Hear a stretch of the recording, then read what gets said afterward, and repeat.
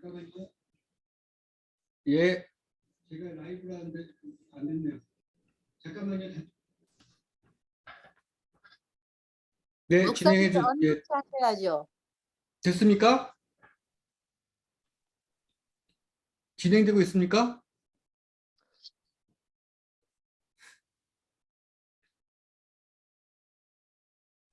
목사님. 목사님 말씀이 안 들려요. 저 기도하시는 말씀이요. 기도 말씀.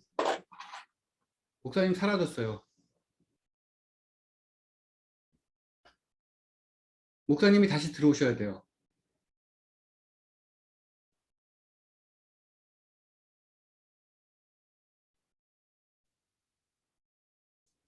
사모님, 목사님께 말씀 드려주세요. 네, 지금 목사님이 로그아웃 되신 것 같아가지고 네네. 말씀드렸어요. 혼자 네. 기도하고 계셨어요. 혼자 기도하고 계셨어요.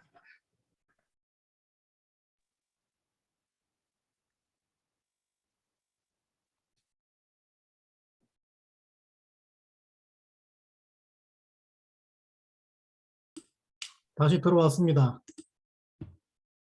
제가 어디까지 기도했습니까? 다 하나도 안 들렸습니다.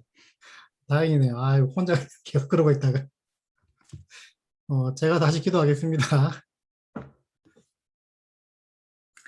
하나님 감사합니다. 또 이 주일 오후에 웨비나를 허락하시고 또 미혹되기 쉬운 세대 가운데 분별할 수 있는 지혜와 지식을 저희 가운데 우리 조 목사님 통해서 허락하심을 감사합니다. 주님의 뜻이 온전히 이루어지는 웨비나 되게 하시고 우리가 잘 듣고 잘 배워서 분별할 수 있는 지혜를 얻게 해 주시옵소서. 진행되는 시간 주님께서 우리 조 목사님 입술을 주장하시고 우리가 필요한 것, 반드시 알아야 될 것들을 주께서 우리 가슴판에 새겨주시는 시간 되게 허락해 주시옵소서. 거룩하신 예수님 이름으로 기도합니다. 아멘. 네, 우리 성도님들, 네, 반갑습니다. 저는 조믿음 목사라고 합니다. 제 이름 가지고 이제 실명이냐 이렇게 물어보시는 분들이 많은데, 제 목소리 잘 들리시죠? 네, 예, 감사합니다. 실명이냐 이렇게 물어보시는 분들이 많은데 실명입니다. 이 이름 때문에 제가 얼마나 많은 고생을 했는지 모릅니다. 친구들이 뭐 안 믿음이다, 못 믿음이다, 불신이다 뭐 이렇게 놀려가지고 그래서 제가 20살 때 이름을 좀 바꿔야 되겠다 싶어서 저를 담당했던 청년부 목사님을 찾아갔습니다. 왜냐하면 어차피 부모님 찾아가도 뭐 부모님이 대책 없이 이름을 줘놓으셨기 때문에 목사님을 좀 설득을 해야 되겠다. 그래서 목사님을 찾아가서 목사님 제가 이름 좀 바꾸고 싶습니다. 그랬더니 목사님께서 제 손을 꼭 잡으시면서 이렇게 말씀하시는 거예요. 믿음아, 너는 이름 바꿔서 될 문제가 아니고 네 인생을 좀 바꿔라 이렇게 얘기를 하셔서 아 그렇구나. 이름이 문제가 아니라 인생이 문제였구나 라는 걸 깨닫고 난 이후에 그때부터 삶을 좀 바꿔가야 되겠다 생각했지만 우리 성도님들 삶을 바꾼다는 게 참 쉽지는 않는 것 같습니다. 왜냐하면 여전히 내 안에 남아있는 연약함과 부족함들도 있는 것이고 또 하나는 결국 우리를 건강한 그리스도인으로 살지 못하도록 방해하는 요인들이 너무 많다라는 것이죠.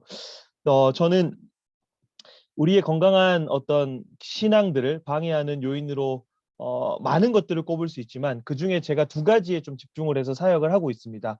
그중에 하나가 뭐냐면 오늘 우리 성도님들과 다음 주까지 계속해서 나눌 이단과 사이비 문제인 것이고요. 또 하나는 이단과 사이비를 쭉 계속해서 한 10년 정도 제가 탈퇴자들을 만나면서 사역을 해왔거든요.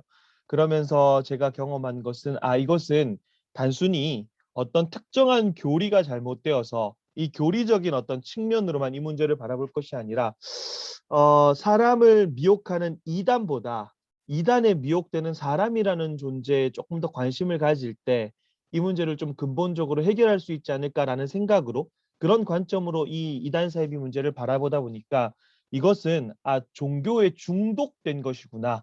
종교 중독이라는 얘기를 혹시 들어보셨는지 모르겠습니다. 제가 그런 얘기들도 조금 드릴 텐데 종교 중독이구나라는 관점으로 이 문제를 보다가 실제로 한국도 최근에 이제 마약 중독이나 뭐 알코올 중독은 뭐 말할 것도 없고요. 그런 어떤 중독자들 이제 사역하시는 분들과 같이 교류를 하기 시작하면서 또 하나 중독 문제에 대해서 제가 고민을 하면서 관련된 사역들을 좀 하고 있습니다. 그래서 저는 한국에서 특별히 이단 사이비에 관련된 사역을 할 때에 많은 분들이 좀 오해하시는 부분들이 이제 이단과 사이비 관련된 사역을 한다라고 하면 특정 이단들을 계속해서 파헤치고 공격하고 비판하고, 물론 그것도 성도들의 삶을 방해하는 이단들을 뭐 파헤치고 연구하는 것도 중요하고 그것도 맞는데, 저희가 집중하는 지점은 그런 이단 사이비 단체들에 빠지지 않도록 예방하는 거, 이런 세미나를 통해서 예방하는 거, 또 컨텐츠를 만들어서 예방하고, 동시에 중요한 것이 그런 것들에 이제 갔다가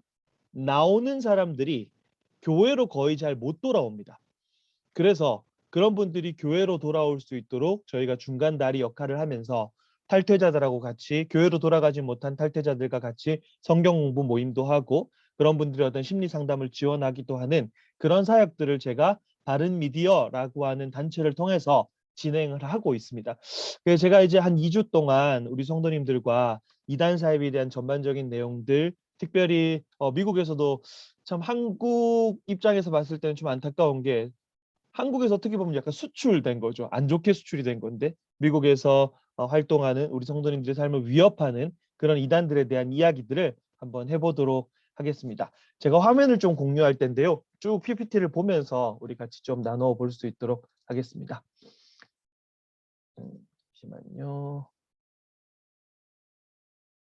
잠시만요.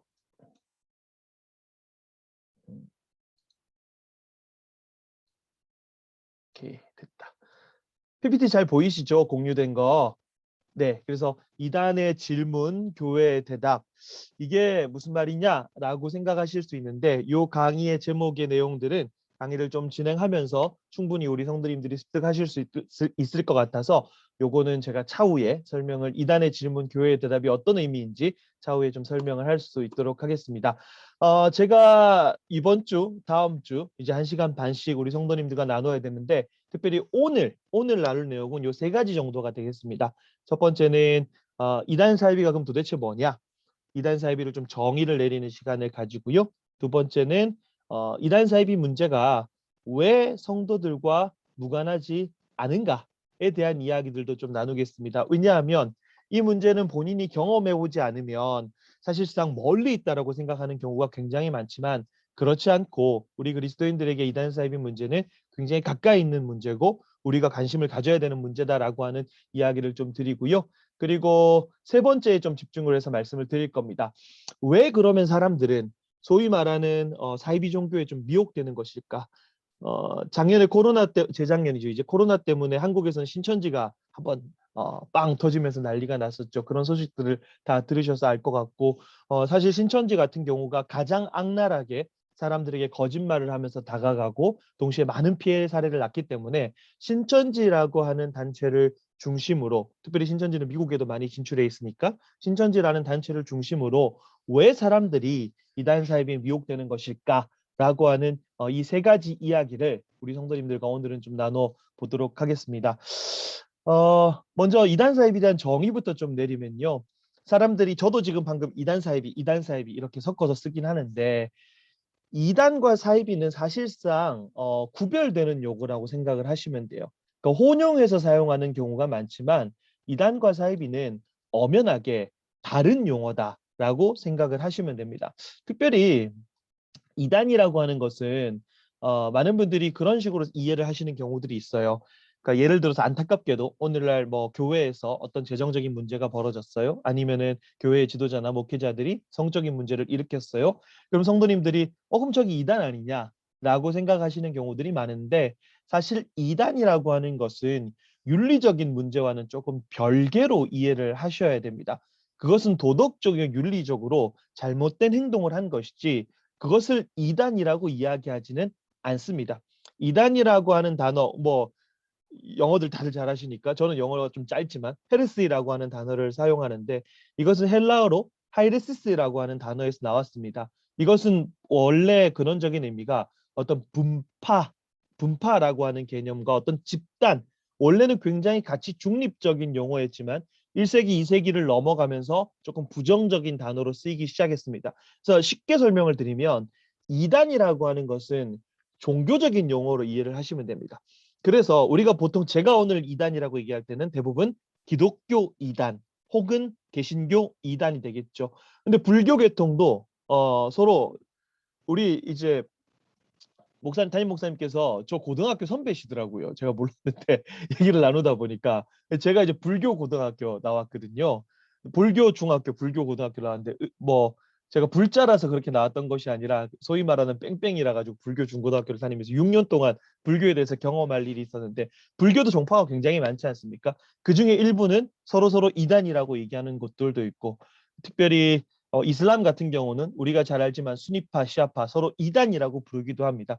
그것은 이단이라고 하는 것은 철저하게 종교적인 용어로서 우리 개신교에 국한시켜서 설명을 하면 우리가 핵심적으로 믿고 고백하는 신앙의 고백. 그러니까 단순하게 성경 해석 한두 줄 잘못하는 수준이 아니라 우리가 핵심적으로 믿고 고백하는 신앙의 고백. 예를 들어서 오직 예수 그리스도만이 우리의 유일한 구원자라는 사실, 그리고 우리가 예수 그리스도를 믿음으로 구원을 얻는다는 사실, 그리고 삼위일체, 이런 그 어떤 것과도 바꿀 수 없고 변질시킬 수 없는 핵심적인 신앙 고백들을 왜곡할 때 우리는 그것을 이단, 성경은 그것을 다른 복음이라고 이야기를 한다는 것이죠. 자, 그렇게 이단이라는 것은 철저하게 종교적인 용어라면 사이비는 조금 더 넓은 사회적인 개념입니다. 사회적인 용어인 거죠. 그래서 겉으로 보기에는 굉장히 비슷한 것처럼 보이지만 근본적으로 완전히 다른 것을 우리는 사이비. 그래서 사이비는 쉽게 설명하면 가짜라는 뜻이죠. 그러니까 이단이 종교적인 용어라면 사이비는 조금 더 사회적으로 넓게 사용하는 용어라는 거죠. 그래서 예를 들어서 제가 의사가 아닌데 의료 가운을 입고 의료 행위를 하고 다닙니다. 그러면 저는 당연히 사이비 의사가 되겠죠. 그럼 여기서 우리가 생각해야 될 게 사이비 의사는 의사가 아니지 않습니까? 그것처럼 사이비 종교는 종교가 아닙니다. 그러니까 종교를 빙자해서 각종 반사회적인 문제를 일으키는 개인이나 집단, 어떤 단체들을 우리가 사이비라고 부르는 거죠. 겉으로 보기에는 마치 종교적인 단체인 것처럼 보여요. 그들의 나름의 체계가 있고 그리고 지도자가 있고 그들이 나름 믿고 고백하는 나름의 신앙 고백들이 있는데 그것들로 인해서 나타난 결과물들이 각종 반사회적인 문제를 일으키는 집단, 개인이나 단체라면 우리는 그것을 사이비라고 부른다는 거죠. 가령 예를 들어서 제가 사이비 단체 예를 들어들 때 이 사람을 꼭 보여드립니다. 뭐 예수님께서 사람을 외모로 판단하지 말라 했는데 성경에 보면 대략적으로 보면 이렇게 좀 판단이 섭니다. 이 사람은 일본의 가장 대표적인 사이비 종교 단체였던 옴진리교의 교주 아사하라 쇼코입니다. 제 기억에 한 3, 4년 전에 일본에서 이 대형 사건이 터지고 한 20몇 년 만에 사형 집행을 하게 됐는데 혹시 기억하실 겁니다. 이 사람들이 어떤 일을 저질렀는지. 옴진리교 같은 경우는 쉽게 설명하면 일본이라는 나라를 무너뜨리고 전복시켜서 일본 땅에 옴진리교 국가를 세워야 되겠다라고 하는 나름의 교리를 가지고 있었습니다. 그들의 신념인 것이죠. 그런데 우리가 뭐 일반적으로 사람의 생각까지 조절할 수 없기 때문에 그들이 무엇을 믿는가는 우리가 통제할 수 없고 그들의 자유입니다. 자, 그런데 문제는 우리 역시도 우리가 믿고 고백하는 그런 신앙의 고백대로 그리스도인답게 삶을 살아가기 위해서 우리의 삶을 바꿔나가는 것처럼 사이비 종교도 자신들이 믿고 있는 교리와 자신들의 신념으로 그들의 삶을 살아간다라는 거죠. 그러니까 일본이라는 나라를 무너뜨려야 돼라고 하는 신념이 결국 행동으로 나타나기 시작하는데 제일 대표적이었던 게 1995년 3월 20일 도쿄에 그날이 8시에서 8시 30분 정도 사이입니다. 아침에 출근길이니까 사람이 얼마나 많겠습니까? 무색 무취의 독가스인 사린가스라고 이게 이제 나치가 유태인들을 학살하기 위해서 만들어낸 인공적인 어떤 사린가스죠. 이 독가스를 무차별적으로 살포해버립니다. 그래서 그때 당시에 10여 명이 사망하고 6천여 명이 중경상을 입는 다행히 사람이 많이 죽진 않았습니다. 대신 한 10여 명 정도가 사망하고 6천여 명이 중경상을 입는 대형 사고가 터졌었죠. 자, 그럼 우리는 그걸 보면서 이렇게 생각합니다. 도대체 왜 저런 일이 발생했을까라고 뒤집어 보면 옴진리교 신도들은 자신들이 믿고 있는 대로 행동을 했을 뿐입니다. 왜요? 일본이라는 나라를 무너뜨려서 이 땅 가운데 옴진리교 국가를 세워야 돼 라고 하는 게 그러니까 이게 얼마나 위험한 거냐는 거죠. 그러니까 사이비의 위험성이 바로 여기에 있는 겁니다. 언제든지 그들이 믿고 있는 교리 때문에 대형 사고를 칠 수 있는 시한폭탄, 같은 존재가 바로 사이비 종교.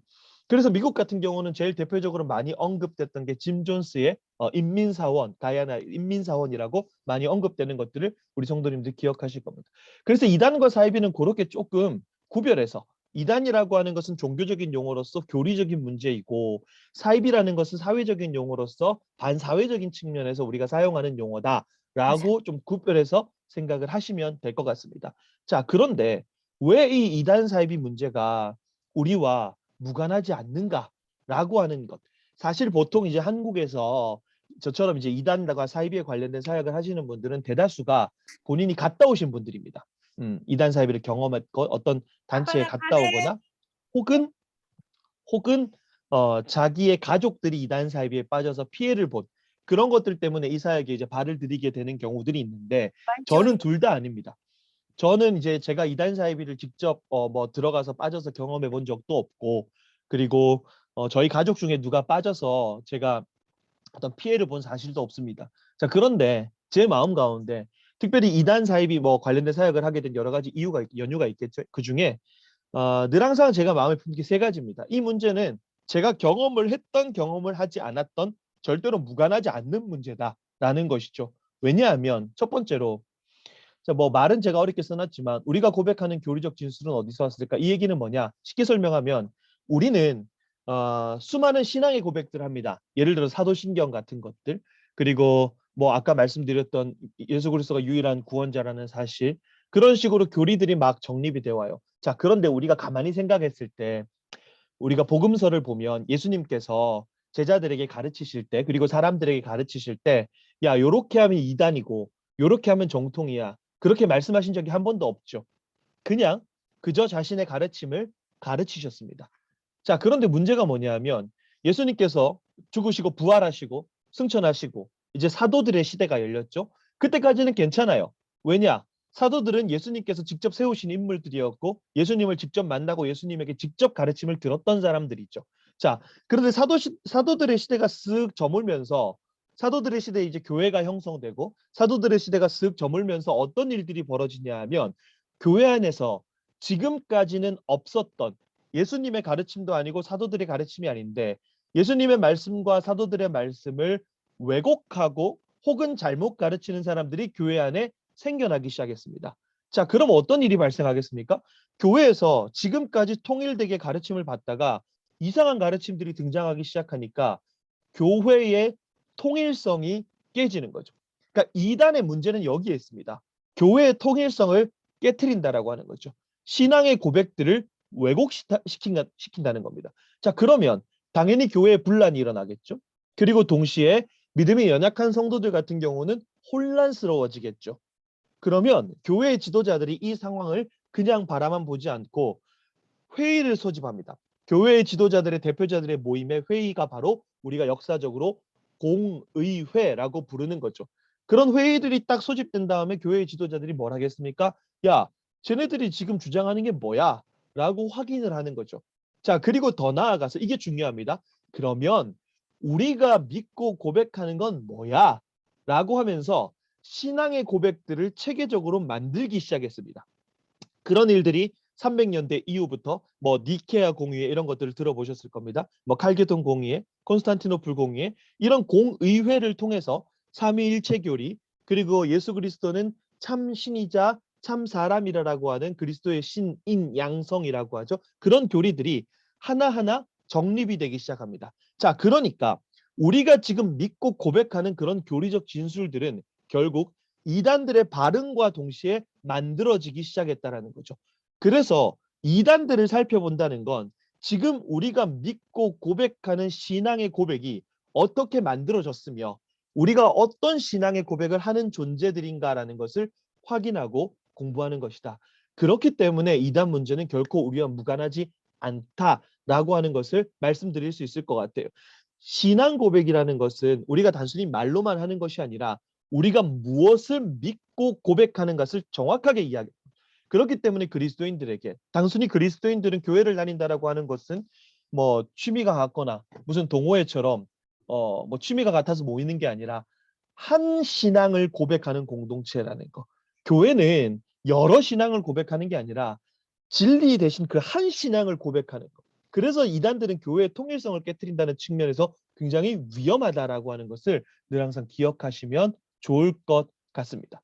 자, 그리고 두 번째는 이단 사입이라는 것이 이단과 사입이라는 것이 오늘날 시대에 결코 저 멀리 있는 게 아니라는 것이죠. 한국 같은 경우는 1950년대, 60년대를 지나면서 이단 사이비가 대형화되기 시작합니다. 제일 대표적으로 대형화됐던 이단 사이비 단체 중에 하나가 바로 통일교죠. 통일교 많이 들어보셨을 겁니다. 문선명. 워낙 글로벌한 사이비 단체지 않습니까? 문선명이라는 사람을 이제 사망을 했는데도 그 사람을 이제 예수님은 실패했고 그 실패한 메시아 예수님을 대신해서 왔다라고 하는 이제 주장을 펼쳤었던 건데, 보통 사이비 단체들이 대형화되면 어떤 일을 하냐면 이 사회에 자리를 잡기 위한 다양한 활동들을 하기 시작합니다. 그래서 정치권에 줄을 대기도 하고요. 그리고 또 하나는 사업을 하면서 자신들의 기반을 다져가기 시작합니다. 그래서 한국 같은 경우는 마트 들어가서 음료 하나 딱 집어도 이단 사이비에서 만들어 놓은 제품들이 굉장히 많습니다. 홈플러스 아시죠? 홈플러스 들어가서 음료, 홈플러스에서 판매되는 통일교 음료가 한 2, 30개 정도 되거든요. 무심코 집었는데 사이비 단체에서 만든 음료일 수도 있고, 또 하나 조금 더 와닿게 말씀드리면 이제 사이비 단체들도 모태신앙이 생겨나는 거죠. 한국은 한 1907년, 8년 그때쯤에 1907년, 8년쯤에 기록상에 남아있기로 최초의 이단 사이비 단체들이 등장하기 시작합니다.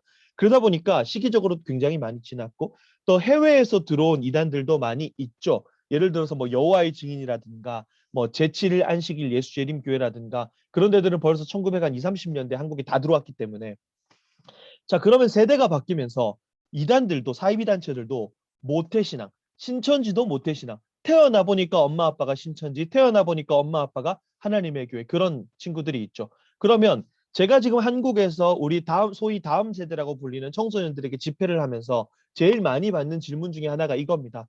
목사님, 우리 반에 친구를 사귀었는데 알고 보니까 그 친구가 신천지래요. 알고 보니까 그 친구가 하나님의 교회래요. 이럴 때 우리는 어떻게 관계를 해야 되죠? 라고 하는 이단 모태신앙의 문제도 발생한다는 거죠. 제가 그래서 기성세대 어른들에게 늘 항상 이야기하는 것이 이단 사이비는 단순히 나 하나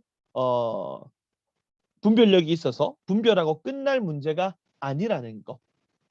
우리 다음 세대 아이들이 현장에서 만나고 있고, 또 하나는 우리 청년들이나 청소년들이 현장에서 이단 사이비를 경험하고 우리 어른들에게 물어볼 수도 있습니다. 엄마, 아빠, 선생님, 내가 이런 단체들을 만났는데 이 단체들이 왜 잘못된 거예요? 라고 우리들에게 물어봤을 때 이런 것들을 우리가 대답할 수 있는 준비들이 되어 있는가라는 측면들을 생각해 본다면 이단 사이비 문제는 결코 멀리 있지 않고 우리가 미리미리 알고 분별해야 될 필요가 있다라고 말씀을 드리는 겁니다. 그리고 세 번째로는 이단 사이비 피해자들이 있다라는 것이죠. 저는 이 부분을 항상 생각합니다. 자, 우리 아까 얘기했던 옴진리교를 한번 생각해 보겠습니다.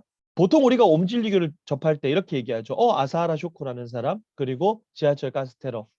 그런데 그날 아침에 출근길에 오른 사람들 중에 나 오늘 사이비 종교 신도들 만날 거야 라고 생각했던 사람들은 아무도 없습니다. 웬 잘못된 교리에 사로잡힌 사람이 대형 사고를 쳤고 그런 것 때문에 너, 나, 우리 지금까지 전혀 사이비 종교를 경험해보지 않았던 사람들 혹은 종교가 없었던 사람들도 피해자가 된다는 거죠. 이렇게 피해자가 되는 건 한순간입니다. 그리고 동시에 제가 뒤에서 말씀드리겠지만 현재 한국에 있는 소위 주요한 메이저 사이비 단체라고 표현했을 때 그런 사이비 단체에 빠져 있는 사람들의 70%, 많게 잡으면 한 70%, 조금 적게 잡으면 60에서 한 70%, 요 정도가 대다수는 교회를 다니던 사람들이었습니다. 교회를 다니는 우리와 함께 신앙을 고백하던 사람들이 거기에 가 있다라는 것이죠. 그렇게 해서 발생하는 여러 가지 어떤 반사회적인 문제나 어떤 뭐 가정 파괴, 학업 포기 이런 여러 가지 문제들 발생하는데 그런 것들의 피해자들이 발생한다라는 것이고, 과연 우리는 교회가 한 몸이라고 했을 때 그 피해자들이 전혀 우리와 상관이 없는 사람들인가 라고 하는 측면에서 생각을 해본다면 이 문제는 우리 그리스도인이라면 결코 무관하지 않다라는 것들을 말씀을 드리는 겁니다. 그래서 다시 한번 보면 우리가 고백하는 교리적 진술이 어디에서 왔는지, 그리고 이단 사이비가 밀착형으로 멀리 있지 않다는 것, 그리고 피해자들이 있다라고 하는 세 가지 이유만 제가 설명을 드려도 이단 사이비는 내가 경험을 했든 경험하지 않았든 그리스도인이라면 반드시 우리가 좀 기억하고 우리와 가까이 있는 문제구나라는 문제 제기들을 한번 좀 해보시면 좋을 것 같습니다. 자, 그러면 오늘 이제 좀 이론적인 내용과 실제적인 내용을 섞어가지고 도대체 그러면 왜 사람들은 그런 어떤 신천지라고 하는 단체에, 그리고 소위 말하는 사이비 단체, 이단들이야 뭐 교리가 좀 잘못돼서 나도 모르게 뭐 좀 성경을 잘못 분별해서 빠질 수도 있다라고 치고, 그건 100번 양보해서. 근데 왜 사람을 신격화하는 소위 말하는 말도 안 되는 그런 사이비 집단, 뭐 미국 같은 경우 아까 말씀드렸던 인민사원이라든가 짐 존스 인민사원이죠. 그리고 한국에는 신천지, 뭐 하나님의 교회 이런 데들, 아까 말씀드렸던 통일교, 이런 사이비 단체들에 왜 미혹되는 걸까? 라고 하는 이야기들을 좀 이론적인 내용과 실제적인 내용을 좀 섞어서 말씀을 드리려고 합니다. 오늘은 제가 신천지 중심으로 말씀드리고 다음 주 우리 한 주 있지 않습니까? 그때는 제가 뭐 여호와의 증인, 하나님의 교회 이런 단체별로 좀 말씀을 드릴 거예요. 그리고 Q&A는 다음 주 제일 마지막에 마치고 좀 진행을 하도록 하겠습니다. 자, 사람들은 왜 이단 사이비에 미혹될까라고 했을 때 제가 보통 세 가지 정도로 이야기를 합니다. 자, 이게 마치 이단들이 그리고 사이비 단체들이 우리에게, 우리 교회를 향해서 도전적인 어떤 질문을 던진 것처럼 저는 느껴졌어요. 지금 보시는 이 세 가지.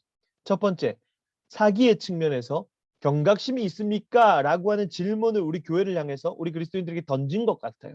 자, 두 번째로 결핍의 측면에서 말씀을 드릴 건데, 사랑하고 계십니까? 라고 하는 질문을 우리에게 던진 것 같아요.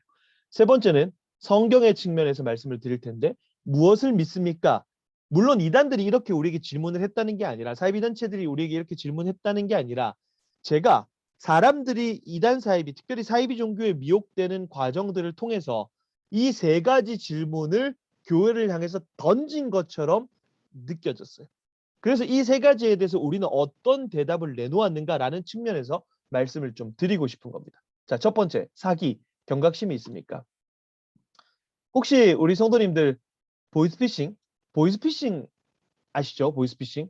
외국에서는 이렇게 가끔 해외 분들하고 얘기하다 보면 보이스피싱 하면 바로 안 하다고 뭐 파밍 범죄 같은 것들이라고 이제 보통 이해를 하시더라고요. 보이스피싱과 불법 피라미드, 그러니까 이제 뭐 되게 안 좋은 물건들을 불법 다단계 있죠. 불법 피라미드, 그리고 사이비 종교, 이 세 가지는 한 가지 공통점을 가지고 있습니다. 종교색을 좀 싹 뺀 심리학 책들을 보면 이 세 가지는 똑같다라고 표현을 해요. 그러면서 한 가지의 관점으로 이야기를 합니다. 자, 제가 계속 떠들어야 되니까 한번 우리 성도님들 중에 음소거 하실 수 있으신 분 계시면 한번 음소거 하셔서 이 세 가지의 공통점이 뭔지 한번 말씀해 주실 분 계실까요? 보이스피싱과 불법 피라미드와 사이비 종교. 답은 아까 전에 나왔었습니다. 사기. 이 세 가지의 공통점이 뭘까요? 사기라고 나왔던데 아까. 네, 맞습니다. 사기입니다. 사기입니다. 사기죠. 네, 사기입니다. 정상적이지 않죠. 이 세 가지는 어떻게 얘기하냐면 누가 얼마나 정교하게 사람의 마음을 사고 속였는가. 제가 지금 첫 번째로 접근할 것이 교리적 측면이 아니라 사기의 측면입니다. 사람들의 마음을 사고 속이는 사기의 측면. 지금 한국은 뭐 미국의 상황은 제가 잘 모르겠습니다. 그런데 한국 같은 경우는요, 보이스피싱이 피해액이 어마어마하게 늘어가고 있어요. 한 3, 4년 전만 해도 한 해 동안, 1년 한 해 동안 발생한 피해액이 얼마냐 하면 1년에 한 4,440억 정도 됩니다. 1년에. 화면을 보니까 다들 별로 안 놀래시네요. 그러니까 집에 한 5천억씩 다들 챙겨놓고 계시는 네, 다들 부유한 네, 분들 5천억 정도 있으시면 저희 사역에 한 1억 정도 보내주셔도 됩니다. 자, 한 4,440억인데 이게 점점 늘어나요. 작년은 사실 좀 줄었는데 재작년 같은 경우는 한 7천억 정도 엄청나게 기하급수적으로 증가를 합니다. 근데 보이스피싱을 누가 당하느냐라고 봤더니 뭐 20, 30대, 뭐 40, 50대, 60대 이상 너나 할 거 없이 다 당하는 거예요. 그러면 보이스피싱을 당하는 사람들의 직군, 그러니까 직업들을 살펴봤어요. 어떤 직군들이 잘 당할까? 놀랍게도 다양한 직군, 심지어 금융권 종사자도 보이스피싱에 당하더라고요.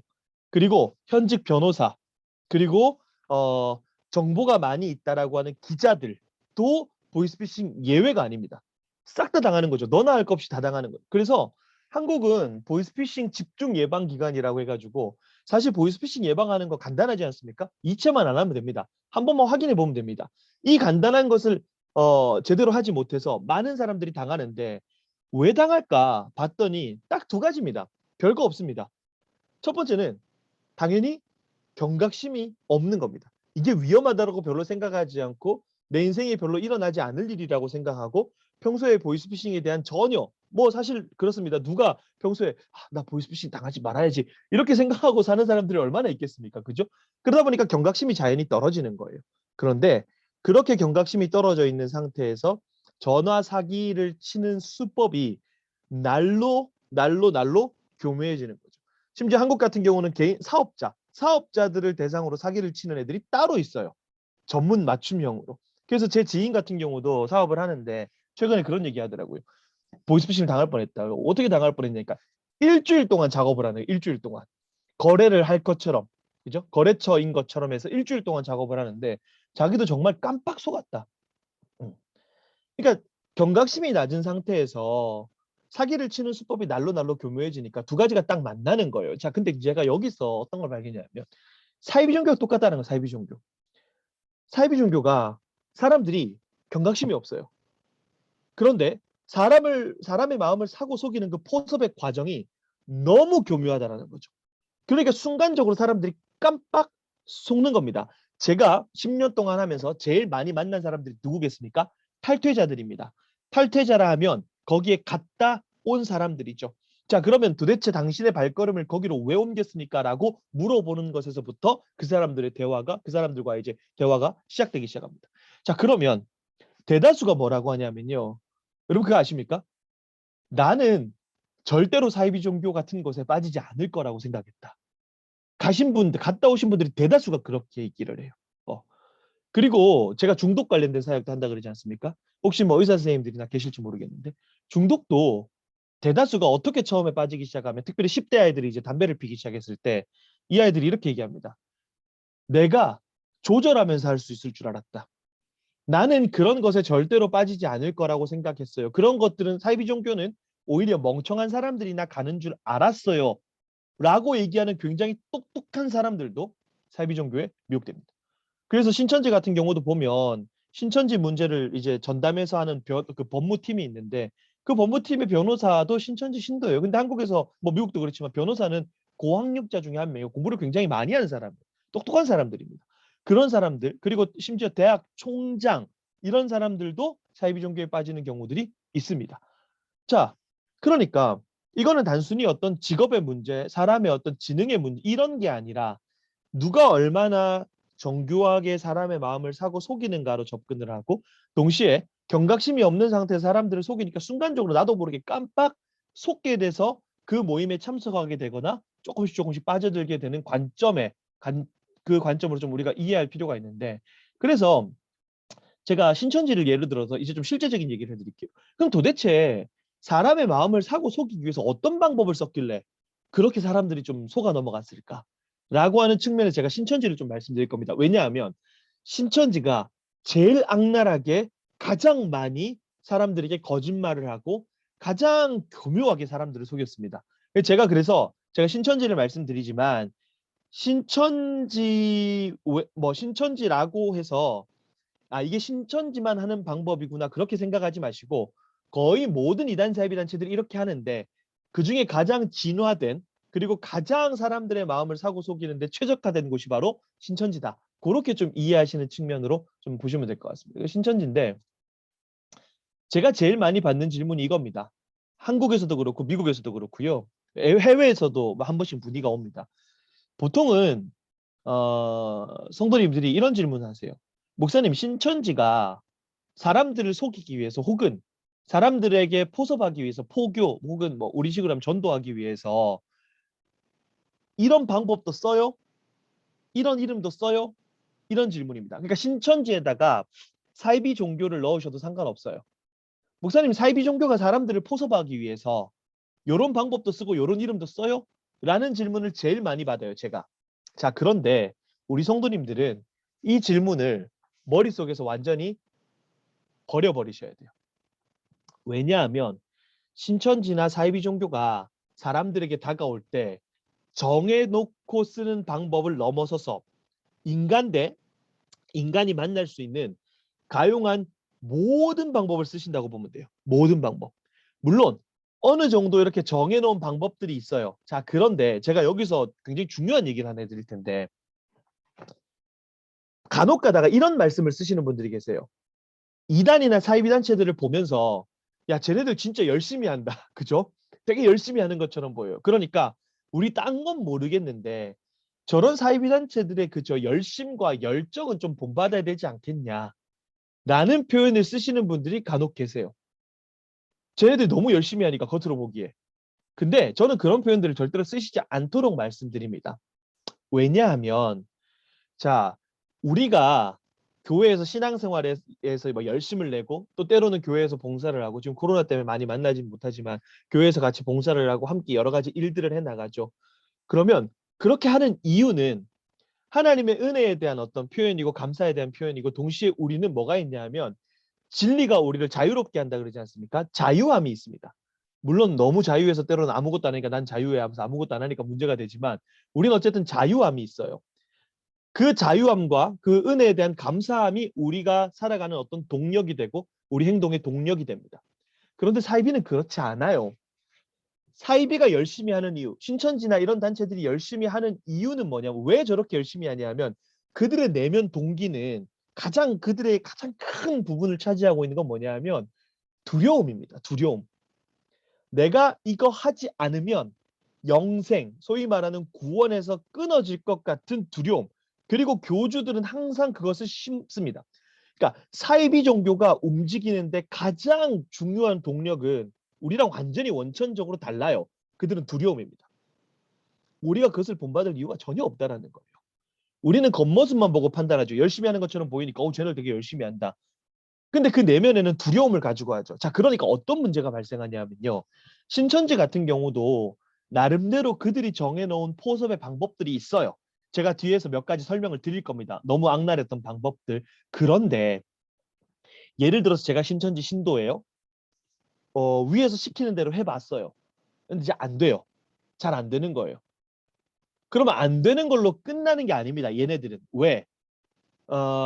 신천지는 재작년만 하더라도 1년에 한 명 전도 못하면 우리 표현으로 쓰겠습니다. 전도 못하면 한 사람당 110만 원씩 벌금을 내게 했어요. 벌금을 내게 했습니다. 자, 그리고 벌금을 내는 걸 넘어서서 불러다가 계속해서 정신교육을 시키고 심지어 신천지에서 교육받는 걸 보시면 어떻게 하냐 막 엎드려 뻗쳐 있고 막 육체적으로 고통을 줘요. 약간 학대처럼. 미국에서 그렇게 했다가 진짜 난리 날 거예요 아마. 근데 정신적으로 소위 말하는 이제 갈군다라는 표현을 쓰죠. 너 그렇게 해서 구원받을 수 있겠어? 너 그러다가 영생에서 끊어진다라고 하는 그런 두려움들을 은연중에 심어주면서 벌금까지 내게 하고 사이비 종교 신도들이 가지고 있는 가장 큰 두려움이 뭔지 아십니까? 그 단체에서 배제되는 겁니다. 그 단체에서 배제당하는 거. 그 단체에서 배제된다는 얘기는 결국 영생에서 끊어진다는 얘기입니다. 14만 4천 안에 못 든다는 얘기죠. 그걸 제일 두려워하는데 너 전도 못하면 한 사람 포섭 못하면 벌금은 벌금대로 내야 되죠. 정신교육 당하죠. 이 단체에서 배제당할 것 같은 두려움을 느끼죠. 그러니까 신도들이 일탈 행동들을 하기 시작합니다. 어떤 일탈 행동이요? 사이비 종교가 정해놓은 포섭의 방법들이 있어요. 그 방법대로 해봤어요. 안 되는 거예요. 그러니까 제가 잘할 수 있는 최적의 방법들을 찾기 시작합니다. 자, 그런데 여기서 문제가 발생하죠. 도덕적이고 윤리적인 개념들이 사라집니다. 그게 중요한 게 아니에요. 당장 내가 영생을 받아야 되니까. 그래서 한국 같은 경우는 어떤 일이 있었냐 하면 여성 신도들이, 성인들만 계시니까 제가 말씀드리겠습니다. 여성 신도들이 남성들에게 성적인 것들을 이용해서 접근하기 시작합니다. 이런 사례들이 왕왕 있었어요. 자, 그러면 여기서 생각해야 될 게, 야, 신천지에서 수뇌부에서 여성 신도들에게 당신이 여성이니까 남성들에게 성적인 걸로 접근하십시오. 이렇게 안 해요. 근데 벼랑 끝에 몰린 여성 신도들이 본인이 돌발 행동을, 일탈 행동을 하면서 내가 뭘로 사람들에게 접근할 수 있지? 라고 생각하다가 그 극단으로 치닫다 보니까 어떤 분들은 어떤 사람들은 남성들에게 성적인 것들을 이용해서 접근하기도 합니다. 그런 사례들이 꽤 많았어요. 자, 그러면 제가 다시 한번 말씀드려볼게요. 신천지에서 사용하는 사람들을 포섭하기 위해 사용하는 방법이나 이름들을 일일이 우리가 나열해서 이것들을 외우고 있는 것이 도움이 되냐? 전혀 도움이 되지 않습니다. 전혀 도움이 되지 않아요. 어떤 분들은 신천지가 이런 방법 씁니다. 이런 방법 씁니다. 이런 방법 씁니다. 막 하나하나 방법으로 설명을 하는데 그거는 사실 예방에 큰 도움이 안 돼요. 왜? 그 외에 수많은 방법들이 있으니까. 그리고 여기 신천지 외에 사이비 종교를 집어넣어도 사이비 종교가 사람들을 포섭하기 위해 쓰는 방법, 이름 이렇게 규정할 수가 없어요. 왜? 할 수 있는 모든 방법을 다 쓰니까. 왜 그렇게 되는지는 제가 방금 구조를 설명을 드렸죠. 이해하셨죠? 자, 그러면 그럼 우리 어떻게 해야 돼? 그죠? 우리 어떻게 예방해야 돼? 제가 그래서 한 가지를 말씀드리는 게 뭐냐면요. 한국에서는요. 사실 이것만 안 하면 이단 사입에 안 갑니다. 요것만 안 하면. 그게 뭐냐면 미국도 마찬가지입니다. 자, 사이비 종교단체들이 특별히 신천지가 사람들을 포섭하기 위해 사람들을 만나서 막 여러 가지 일들을 하겠죠. 결국 어디로 가냐 하면 특별히 사람을 신격화하는 사이비 종교 그리고 교회의 교리를 완전히 왜곡시킨 이단 단체들. 이단 사이비 단체에 사람들을 포섭해서 그 관계의 끝은 어디로 가냐? 교회 바깥에서 비밀리에 하는 성경 공부 모임입니다. 자, 이건 굉장히 단순해요. 보이스피싱 생각하시면 돼요. 보이스피싱 피해를 안 입으려면 이체하기 전에 한 번만 확인하면 되고 이체만 안 하면 됩니다. 사이비 종교도 똑같은 원리입니다. 그들이 하고 있는 성경 공부 모임만 안 가면 됩니다. 왜요? 그들이 하고 있는 성경 공부 모임만 안 가면 그들이 이야기하는 걸 믿을 일이 없어요. 사이비 종교 단체의 성경 공부 모임의 가장 큰 특징, 그걸 한마디로 요약하면 구원자를 바꾸는 작업입니다. 구원자를 바꾸는 작업. 성경을 보는 눈을 바꿔서 우리는 성경을 통해서 예수 그리스도를 발견하죠. 근데 사람을 신격화하는 단체들의 가장 큰 특징은 성경을 통해서 예수 그리스도를 빼버리고 그 자리에다가 자신들의 교주를 집어넣는 과정이에요. 그래서 6개월, 1년 이런 식으로 그들의 성경 모임을 하는 겁니다. 점차 성경을 바꿔가는 모습. 그래서 혹시 이런 얘기를 들어보셨는지 모르겠습니다. 신천지 워낙 이슈가 되면서 비유풀이, 성경에 나오는 몇 가지를 뽑아가지고 이게 비유로 돼 있다라고 하면서 막 이거는 이렇게 풀고 요거는 이렇게 각종 비유풀이 하는데 그 이유도 딱 하나입니다. 자신들이 얘기하는 교주를 소개하기 위해서. 그래서 저는 반대의 방법을 쓰죠. 사이비 종교에서 나온 사람들을 교회로 돌아가기 위해서 제가 무슨 방법을 쓰겠습니까? 그들의 교주를 치워버리고 거기다가 예수님 집어넣는 거죠. 똑같은 방법입니다. 그렇죠? 그러니까 우리 성도님들이 한 가지만 기억하시면 돼요. 어디에서 누구를 만났든 간에 그 만남의 끝이 교회 바깥에서 비밀리에 하는 성경 공부 모임이면 가시지 않도록 하고 혹여나 내가 그런 모임에 참석했다라고 했을 때 내가 배우는 것이 정말로 괜찮은 것인가 라고 하는 것을 반드시 교회와 상의를 하셔야 돼요. 목사님과. 왜요? 제가 처음부터 말씀드렸지 않습니까? 이단 사이비는 교회의 통일성을 깨트립니다. 가르침을 왜곡시켜서 그러니까 단순히 그냥 우리는 다른 신앙을 고백하는 정도가 아니라 우리가 믿고 있는 교리적 진술들을 깨트리고 교회의 통일성을 깨트리고 교회를 혼란스럽게 하는 것이 바로 이단과 사이비입니다. 그러니까 한국 같은 경우는 교단에서 1년에 한 번씩 이런 단체는 주의하십시오. 혹은 이런 단체는 이단입니다라고 규정을 하는 일들을 하는데 그런 일들을 왜 하냐 하면 이단들을 축출하기 위한 목적도 있지만 소속 교단의 성도들을 보호하기 위함입니다. 이 목적이 원래 더 큰 거예요. 그러니까 우리 교회와 우리 교단의 성도님들은 저런 곳과 관계를 맺지 마십시오라고 이야기를 할 때 우리 교단이 가지고 있는 어떤 교리적인 입장들 그리고 우리 교단이 가지고 있는 어떤 성경적인 해석의 입장들 이런 것들에 비추어 보았을 때 저기는 다르다라는 우리와 틀리다라는 겁니다. 그렇기 때문에 소속교회 성도들을 보호하기 위함이라서 근데 문제는 요즘에 코로나 때문에 뭐 한국 같은 경우는 예배도 제대로 뭐 미국도 마찬가지일 겁니다. 예배도 제대로 못 드리고 하다 보니까 유튜브 보고 뭐 유튜브 알고리즘이 또 무섭잖아요. 봤던 것도 비슷한 거 추천하고 근데 얘네들이 건강한 거 뭐 건강하지 않은 거 구별해서 보여주지 않으니까 이런 것들을 막 보여주면서 사람들이 자꾸 교회 바깥에서 이상한 것들을 접하게 될 때에 물론 분별력이 있으신 분들 같은 경우는 내가 분별하면 되지만 때로는 분별력이 조금 부족하신 분들이 계실 수 있고 동시에 굉장히 애매모호하게 헷갈리게 얘기해서 신앙생활을 오래 하신 분들도 조금 분별하기 힘든 지점들이 분명히 있단 말입니다. 자, 그러면 우리가 지금까지 한 신앙을 고백하면서 함께 신앙생활했던 이 공동체를 지키고 나의 신앙을 지키기 위해서는 반드시 교회 리더들과 특별히 담임 목사님과 상의를 하셔서 내가 지금 배우고 있는 것이 정말 괜찮은 것이야? 라고 확인하시는 거. 근데 대다수가 이걸 안 하세요. 그래서 문제가 생깁니다. 그래서 문제가 생겨요. 한국도 마찬가지입니다. 정말 이 단순한 원리인데 제가 교회를 다니면서 제일 많이 강조하는 것 중에 하나입니다. 성도님들 어디 나가서 성경 공부하는 거 좋은데 근데 그것이 맞는지 틀리는지 확인을 해보고 절대로 특별히 교회 바깥에서 비밀리에 하는 거는 가시지 말라고 해요. 진리를 얘기하는데 왜 비밀리에 합니까? 그죠? 그럴 일이 전혀 없어요. 그런데 놀랍게도 신천지만 해도 한 해에 신천지 성경 공부 모임을 접하는 사람이 한국만 한 해에 4만 명입니다. 4만 명. 그중에 많이 빠질 때가 2만, 그리고 적게가 한 12,000에서 만. 한 해에 12,000명에서 10,000명씩 성경 모임, 그 신천지로 갔어요. 그리고 거기가 신천지라는 사실을 모르고 성경 모임 간 사람이 4만 명, 여러분. 한 명 전도하기도 진짜 힘들어요. 한 명 교회로 한 번 데려오기도 굉장히 힘듭니다. 그런데 한 해에 4만 명씩 신천지에 갔어요. 그런 과정에서 제가 선택한 건 요런 방법을 주의하십시오. 이게 아니라 어쨌든 얘네들은 그들의 교주를 소개하는 모임으로 그들의 교주를 소개해야 그래야 신천지로 빠지기 때문에 신천지에 빠졌다, 신천지에 미혹됐다는 얘기는 결국 예수 그리스도를 떠나서 이만희를 믿었다 이 얘기입니다. 신천지에 미혹됐다라는 것은 신천지가 이야기하는 교리를 믿는다라는 거죠. 이만희라는 사람을 이 시대의 구원자로 믿는다라는 거죠.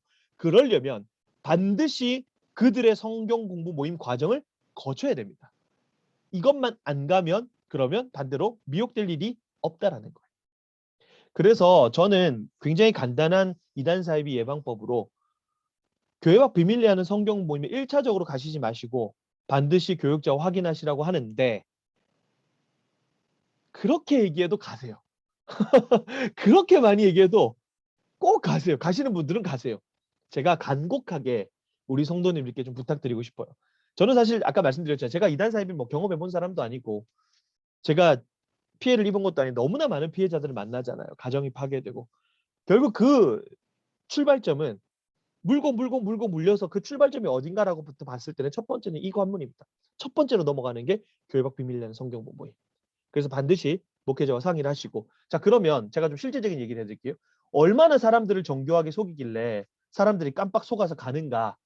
자 이걸 좀 기억하시면 좋습니다. 실제적인 이제 신천지가 했던 중에 가장 악랄한 포섭 방법들 한 2가지 정도 말씀을 드릴 텐데 우연을 가장한 만남. 이거 제일 많이 했어요. 혹시 이거는 뭐 많이 나왔으니까 들으셔서 아시는 분들 계실지 모르겠는데 우연을 가장한 만남입니다. 제가 개인적으로 상담했던 케이스 중에 신천지가 한 사람을 포섭하기 위해서 공들였던 기간이 무려 3년입니다. 3년 동안 작업을 했어요. 3년 동안. 3년 동안 뭘 하겠습니까? 제가 있고 만약에 제 친구가 있어요. 여기 제 친구가 있어요. 그러면 저는 제 친구한테 나는 너에게 이게 중요합니다. 절대로 해로운 것을 줄 존재가 아니야. 라고 신뢰관계를 충분히 쌓아요. 그리고 그 친구가 뭔가 힘들고 어려운 일들이 있으면 계속 잘해주는 거예요. 특별히 대학생 청년들 같은 경우는 굉장히 약하죠. 그런 부분들이 있어서. 오늘날 뭐 취업도 잘 안 되고 고립되고 공부도 잘 안 되고 상황 자체가 그래요. 근데 어느 순간 친구를 사귀었는데 그 친구가 나에게 너무 잘해주는 거예요. 그러면서 그 잘해주는 기간 동안 이 친구의 가장 큰 약점은 뭔가라고 하는 것을 파악합니다. 예를 들어서 좀 가정에 어려움이 있는 친구라고 예를 들어보겠습니다. 제 친구가 있는데 제가 만약에 신천지 신도고 제가 포섭할 대상자가 가정에 조금 어려움이 있는 친구예요. 자 그러면 이 친구에게 막 평소에 너무 잘해주는 거지. 잘해주면서 나는 그 친구에게 절대로 해로운 것을 주는 존재가 아닌 좋은 사람이 된 거예요. 그리고 우연을 가장한 만남 D-Day 드디어 이 포섭법을 쓸 날이 온 겁니다. 평소처럼 카페에 앉아가지고 차를 한 잔 마시고 있어요. 식당에서 밥을 먹고 있어요. 자 근데 옆에 한 사람이 쓱 지나갑니다. 신천지 신도가 깜짝 놀라면서 전사님, 목사님, 선교사님, 전도사도 아니고 목사도 아니고 선교사도 아니죠. 그 시간 거기서 만나기로 한 신천지 신도입니다. 자 그러면 보통은 이제 그렇게 너무 놀래가지고 연기를 너무 잘하니까 막 대화를 나누고 소개를 시켜줘야 되는데 소개를 안 시켜주고 훅 보내요. 그럼 제 친구가 저한테 물어보겠죠. 누구야? 이렇게 물어보겠죠. 그때 신천지 신도들이 제일 많이 했던 행동이 뭐냐 하면 누구야라고 하면 그때부터 눈물을 흘리면서 오열하기 시작합니다. 펑펑 우는 거예요. 왜 우는지는 제가 설명을 드릴게요. 막 눈물을 흘리면서 너무 잘 울어요. 그래서 연기를 너무 잘해요. 신천지 신도들은. 옛날에는 숨 쉬는 것 빼고 다 거짓말이라 그랬는데 요새는 숨 쉬는 것도 거짓말이라 그래요. 이렇게 막 울면서 막 연기를 하는 거죠. 그럼 제 친구가 야, 너 왜 울어? 왜 울어라고 했을 때 이 신천지 신도가 어떻게 얘기합니까? 사실은 나한테 이런 문제가 있었어. 어떤 문제요? 지금 제 친구가 겪고 있는 똑같은 문제 혹은 그 사람의 가장 큰 약점을 똑같이 얘기를 하는 거예요.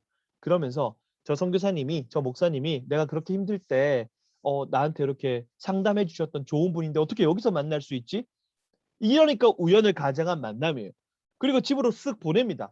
한 3일 있다 따라랑 전화하는 거죠. 친구야, 마침 그 선교사님한테 내가 너 얘기를 좀 해봤는데 너도 똑같은 문제가 있잖아. 얘기를 좀 해봤는데 상담해 주실 수 있대. 같이 갈래? 자, 이 같이 갈래 이 한마디 하려고 3년 동안 작업한 겁니다. 어떤 사람들은 1년 만에 끝나고요. 어떤 사람들은 6개월 만에 끝나고 어떤 사람들은 3년이 걸립니다. 왜 사람들이 어떤 사람은 6개월, 어떤 사람은 1년, 어떤 사람은 3년이냐? 같이 갈래라고 했을 때 같이 가보자라고 하는 대답을 얻을 확신이 있을 때까지 잘해주는 거예요. 근데 여기서 나한테 너무 좋은 사람이 보통 사람이요. 나에게 너무 좋은 사람이 있는데 그 사람이 좋은 사람이라고 소개시켜주면 의심이 일말도 생기지 않습니다. 그냥 좋은 사람이죠. 그리고 나에게 굉장히 큰 문제가 있었는데 내가 좋아하는 사람이 나랑 똑같은 문제를 겪었었다라고 그리고 그걸 해결했다라고 라고 하면 심리적 공감대가 생기기 시작하죠. 자연스럽게 의지가 됩니다. 이단 사이비는 이런 모든 환경들을 다 심지어 특별히 신천지 같은 경우는 한 사람을 포섭하기 위해서 그 사람에 대해서 정보를 쫙 적는데 그게 한 100가지 정도 돼요. 100가지 정도. 어떤 사람은 70가지, 어떤 사람은 100가지, 어떤 사람은 그 이상. 그 사람의 혈액형부터 시작해서 그 사람이 어떤 스타일인지 어떻게 신앙생활을 해왔는지 쫙 파악을 합니다. 그들의 가정 환경까지 배경까지 모든 걸 싹 파악해요. 우연을 가정한 만남. 같이 갈래? 여기서. 아니 나 안 갈 건데? 라고 대답할 수 있는 사람이 몇 명이냐? 몇 명이나 되겠냐라는 거죠. 심지어 교회 다니시는 분들도 약간 미신 같은 거 조금 약하신 분들 계세요. 근데 그런 사람들한테는 이렇게까지 했어요. 아이고 집사님, 권사님, 제가 어제 꿈을 꿨는데 아침에 딱 전화해서 집사님, 권사님 무슨 일 없어요? 왜요? 제가 꿈을 꿨는데 좀 꿈자리가 뒤숭숭해요. 집사님, 권사님 오늘 하루 좀 이렇게 조심조심 잘 다니시고 그렇게 하세요. 근데 평소에 약간 그런 거에 좀 약하신 분이에요. 그럼 뭔가 좀 찝찝해요. 근데 하루를 다 보내요. 그리고 마지막에 뭐 별일 없었네라고 마지막 횡단보도를 건너는 집 앞 마지막 횡단보도를 건너는 그 순간 신천지들이 와서 접촉사고를 내버려요. 안 다칠 정도로 살짝 탁 내버립니다. 그러니까 사람들이 그렇게 생각하죠. 와, 이렇게까지 한다라고? 제가 조금 이따 사진 하나 보여드릴 텐데 신천지는 교회를 추수밭이라고 부르고 추수를 한다, 추수밭이라고 부르고 자기들을 추수꾼이라고 불렀어요. 그래서 교회에 침투를 할 때 내가 포섭할 대상자가 어디에 앉아 있는지 어느 횡단보도를 건너서 교회로 들어오는지까지 사진으로 그림으로 다 만들어 놨어요. 너무 교묘하게 사람들에게 다가오니까 그렇게까지 할 거라고 생각을 못하니 순간적으로 깜빡 속아서 그들의 모임에 참석을 하게 되는 겁니다. 그러니까 신천지가 제가 봤을 때는 가장 교묘하고 가장 악랄하게 해요. 그러니 우리 성도님들이 기억할 거는 이런 방법이나 이름이 아니라 이런 방법들을 통해서 결국은 어디로 가는가라고 했을 때 교회 밖 비밀리 하는 성경 공부 모임이다. 거의 대다수의 이단 사이비 단체들. 한국 같은 경우는 보시면 길거리에 이런 것들이 붙어 있었어요. 미국에는 이런 거 길거리에 붙여도 되는지 전 잘 모르겠습니다. 자, 그런데 뭐 내 강의 들어주고 테스트 해주면 아르바이트비 드립니다. 내 스피치 들어주고 1시간 내 10,000원 드립니다. 청년들한테 소위 말하는 이제 꿀이라 그러죠. 1시간 듣고 10,000원 받으니까 알바를 할 수 있으니까. 그리고 이런 것이 정식 우리나라의 뭐 알바천국, 알바몬 같은 아르바이트를 구하는 정식 사이트들이 있거든요. 그런 데 막 올라오는 거죠. 심지어 내가 선교사로 갈 건데 목회자의 입장이 아니라 신학적으로 입장이 아니라 그냥 우리 성도님들의 입장으로 그리고 청소년, 청년의 입장으로 내 설교를 듣고 테스트 좀 해주십시오. 평을 좀 해주십시오. 이런 것들. 뭐 성경 쓰기 봉사자 모집합니다. 취업에 대한 정보 QR코드 드립니다. 뭐 이런 것. 이 싹 다 신천지였어요. 이거 전부 다 신천지. 예. 해외로 보내는 자필 성경 쓰기 합니다. 큐티 교재 체험단 모집합니다. 다 신천지. 그리고 요거는 뭐냐면요. 위장교회라 그래가지고 지금 제가 빨간색으로 표시한 이 부분이 있지 않습니까? 이게 우리나라에서 가장 큰 대한예수교 장로의 합동 측 교단 로고입니다. 이렇게 박아놔요. 근데 알고 봤더니 이게 신천지 위장 집단이었다는 거죠. 신천지 위장교회. 그러니까 이런 경우 같은 경우는 고등학생들이 이제 대학 가거나 혹은 교회 성도님들이 교회를 옮겼을 때에 타 지역으로 이동했을 때에 관계를 맺었는데 보통 자기가 다니던 교단을 찾아서 가는 경우들이 많으니까 건물에 이렇게 딱 돼 있는 거예요. 누가 봐도 합동축교회죠. 같습니다. 보통 위장교회는 한 100여 명 정도가 있는데 자기 빼고 전부 다 신천지인 거예요. 그렇게 1년을 모르고 다닌 사람도 있어요. 거기가 신천지라는 사실을 모르고. 심지어 아까 말씀드렸죠. 이제는 교회 안으로까지 들어오는데 요겁니다. 자, 제가 그린 게 아니고요. 제가 그린 게 아니라 신천지에서 그려놓은 문서인데 자, 보시면 교회 내부라 그래서 본인이 침투할 교회 내부를 딱 그려놓고 골수라고 표현합니다. 빨간색. 이 골수는 누굴까요? 이 교회 믿음 좋은 성도들이 앉는 자리겠죠. 우리 교회 성도님들 중에 골수 분들이 신천지 입장에서 골수 그리고 추천 그 교회 믿음이 연약한 성도들이 앉는 자리 여기 앉으면은 나름 이 교회 믿음이 좋은 사람들보다 포섭할 수 있는 사람들이 여기 앉아 있어. 밑에 사진 보면 이 교회 사진 딱 찍어놓고 내가 포섭할 대상자들이 어느 횡단보도를 건너서 오는지까지 해놨는데 요게 한국의 충남 공주 지역이라고 있는데 이 공주 지역에 있는 전 교회를 싹 다 이렇게 그렸어요. 유출된 것만 공주 지역인데 제가 봤을 때 공주 지역만 유출이 됐는데 그럼 다른 데들은 거의 다 이렇게 만들어놨다는 거죠. 특별히 신천지 여성 청년이 남성 청년들에게 교회에 이렇게 사진 딱 그려놓고 접근할 때 갑자기 다리를 삐끗하는 척하면서 그 남자 청년에게 안겨버리고 동선 다 파악하고 있으니까 안겨버린 다음에 성녀님 너무 감사했어요. 제가 식사라도 한번 대접하고 싶어요. 자연스럽게 교회 밖으로 빼서 교회 바깥에서 관계를 맺고 아까 했던 우연을 가장한 만남 한번 딱 돌리고. 그러니까 제가 말씀드리고 싶은 건 그겁니다. 몇 가지 예를 간단하게 말씀을 드렸지만 뭐 이거는 이제 교회의 새벽기도 인원 몇 명인지 우리 교회 목사님이 어떤 식으로 설교하는지 설교 스타일이 어떤지 심지어 내가 기도할 때 신천지 신도들이 옆에 와서 기도 제목을 적어갔어요. 기도 제목을 적어가서 나중에 얘기하면서 집사님 권사님 제가 집사님 권사님을 위해서 기도하는데 하나님께서 이런 마음을 주시는 것 같아요 라고 하면서 내가 그 누구에게도 오픈한 적이 없었던 기도 제목을 딱 얘기하는 거예요. 그러면서 자연스럽게 이거 상담하실 수 있는 분들이 계신데 라고 하면서 교회 바깥으로 빼내가는 거죠. 그러니까 제가 말씀드리고 싶은 것의 핵심은 우리가 상상하지 못하는 할 수 있는 모든 방법을 다 쓴다라는 겁니다. 그래서 조금 더 경각심을 불러일으켜서 다시 한번 결론으로 가지고 오면 종착지는 근데 이거 왜 하냐? 이렇게 사기를 왜 치냐? 왜 이렇게 사람들의 마음을 사고 속이는가? 뭐 하려고? 결국 하나입니다. 그들의 성경 공부 모임으로 데려가기 위해서. 요거 하나입니다. 그러니까 앞에 것들이 중요한 게 아니라 이게 중요한 겁니다. 어떤 방법을 만났던 어떤 경우에서 어느 사람을 만났든지 간에 교회 바깥에서 하는 모임들은 물론 교회 바깥에서 하는 모임들 중에 건강한 모임들이 있어요. 그런데 제가 말씀드리고 싶은 것은 그냥 가지 말고 검증하자. 검증 누구랑 합니까? 혼자 합니까? 혼자 셀프로 검증합니까? 그렇지 않죠. 교회 목사님하고 그죠? 그리고 우리가 속한 교회와 교단의 교리와 장정과 신앙 고백이 무엇인가 그것에 기준하여서 그죠? 기준하여서 과연 이것이 건강한 것인가라는 어떤 검증들을 계속해서 해 나가시면 사실상 이것만 잘해도요. 사실 이단 사입에 미혹될 확률은 현저하게 줄어들고 미혹되는 사람들이 현저하게 떨어질 거예요. 근데 이걸 잘 안 해요.